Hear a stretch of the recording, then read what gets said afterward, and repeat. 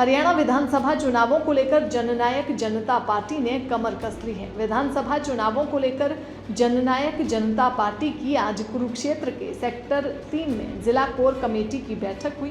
Kurukshetra JJP के जिला अध्यक्ष कुलदीप जखवाला ने मीडिया को जानकारी देते हुए बताया कि हरियाणा में विधानसभा चुनाव 1 अक्टूबर को होंगे, जिसको लेकर पार्टी पूरी तरह से तैयार है और कुछ दिनों में पार्टी के निष्ठावान कार्यकर्ताओं को टिकट देकर मैदान में उतार दिया जाएगा।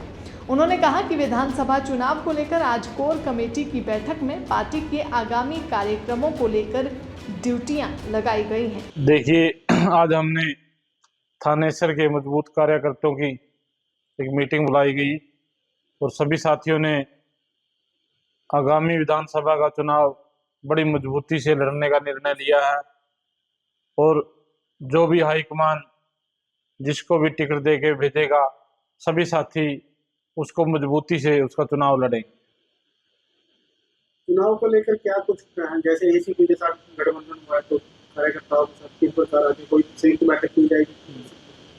देखिए, कल हमारा जननायक जनता पार्टी और आजाद समाज पार्टी का एक गठबंधन हरियाणा में हुआ है और उस गठबंधन को लेकर युवाओं में बहुत जोश है, क्योंकि जो हमारे जननायक जनता पार्टी के भाई दुष्यंत चौटाला जी और आजाद समाज पार्टी के चंद्रशेखर रावण जी हैं, वो एक युवा नेता हैं और आज सभी युवा चंद्रशेखर रावण जी को भी चाहते हैं और जननायक जनता पार्टी के भाई दुष्यंत चौटाला जी का भी बहुत एक हरियाणा में प्रभाव है।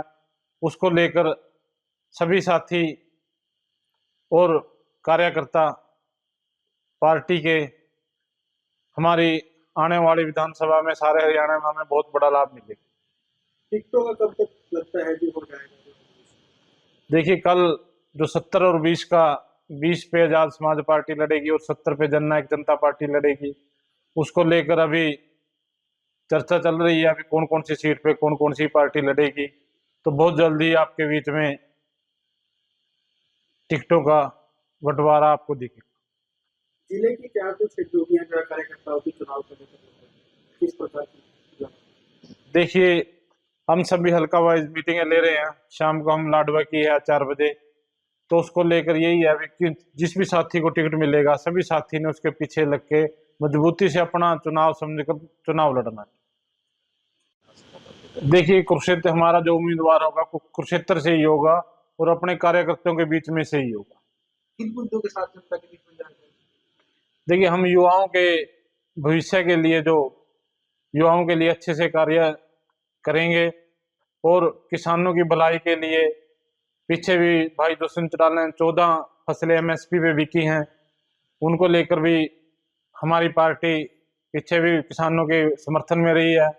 और जो बीसी का पंचायतों के अंदर 8% आरक्षण था और जो महिलाओं के लिए 50% आरक्षण था, वो भी हमारी पार्टी के एजेंडे में था और हमारी पार्टी की वजह से ही वो लागू।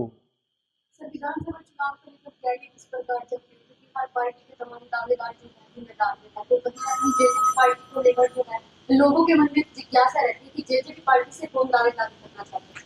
देखिए, हमारे पास दावेदार हमारे कई साथी हैं और जो रही बात तैयारियों की, तो हम हर बूथ पे हमारा कार्यकर्ता है, हमारे सभी साथी बूथ वाइज उनसे संपर्क कर रहे हैं।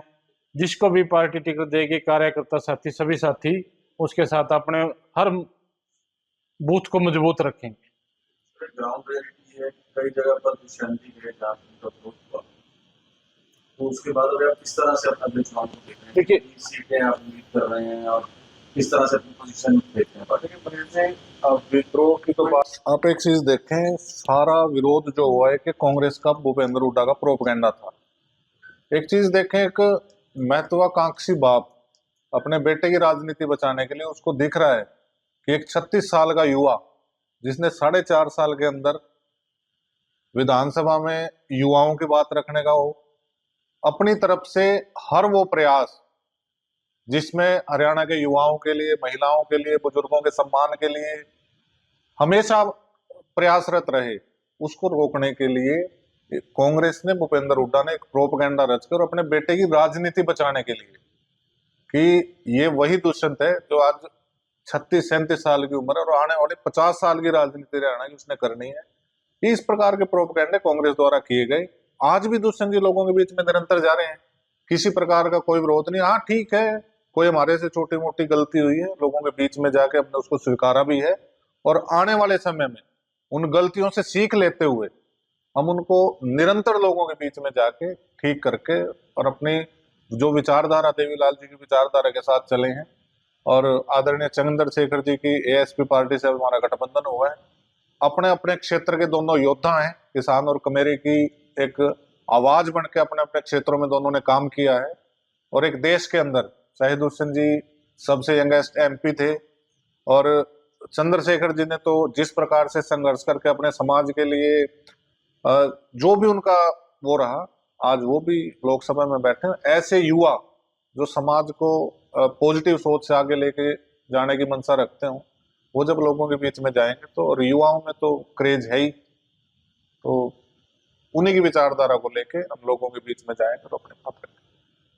सर, तमाम युवा भी हैं जो जेजेपी पार्टी को छोड़कर दूसरी पार्टियों में शामिल हैं। ठीक है, हम तो यही कामना करते हैं, हमारे भाई हैं या बड़े हैं, जो भी है, जो भी इस प्रकार के फैसले ले रहे हैं, हो सकता है किसी को कोई मजबूरी हो या कोई अपने स्वार्थ में इस तरीके का काम कर रहा हो, परंतु हम तो भगवान से यही कामना करते हैं जिस भी मंशा के साथ या किसी मजबूरी के साथ किसी ने कोई ऐसा फैसला लिया है, भगवान उसकी मनोकामना भी पूर्ण करे। और हमारे दरवाजे फिर भी सभी के लिए खुले हैं।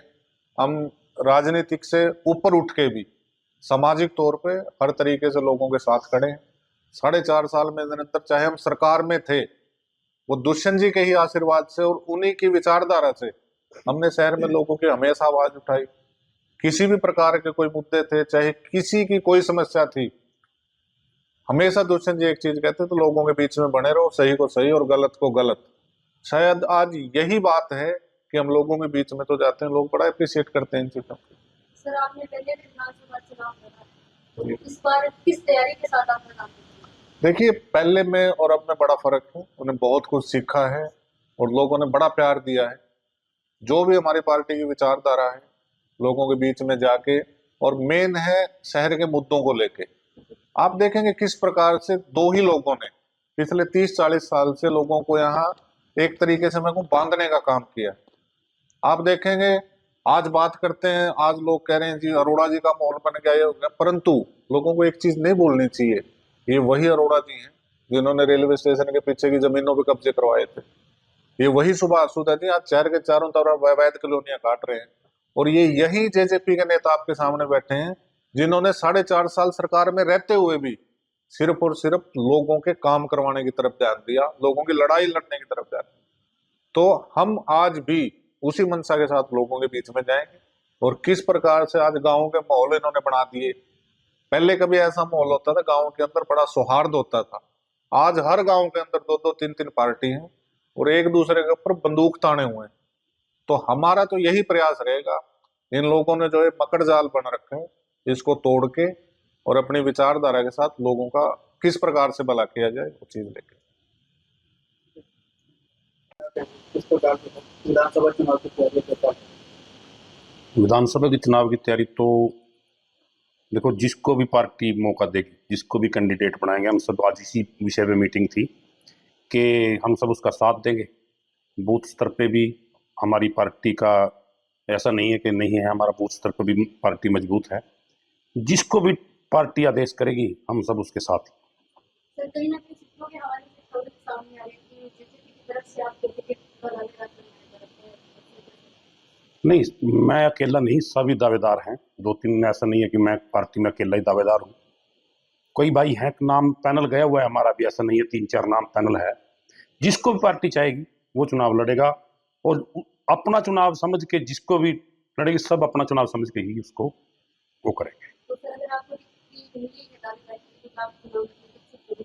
हाँ, पार्टी आदेश देगी तो लड़ेंगे, इच्छा है लड़ेंगे, पार्टी के उस पर ही लड़ेंगे। ये नहीं अभी कोई हम पार्टी से अलग होकर कोई ऐसा कदम उठाएंगे। दैनिक सवेरा के लिए कुरुक्षेत्र से विक्रम सिंह की रिपोर्ट। देश दुनिया की हर खबर सबसे पहले देखने के लिए फॉलो करें Dainik Savera TV, YouTube, Facebook, Instagram, X, और व्हाट्सएप चैनल पर।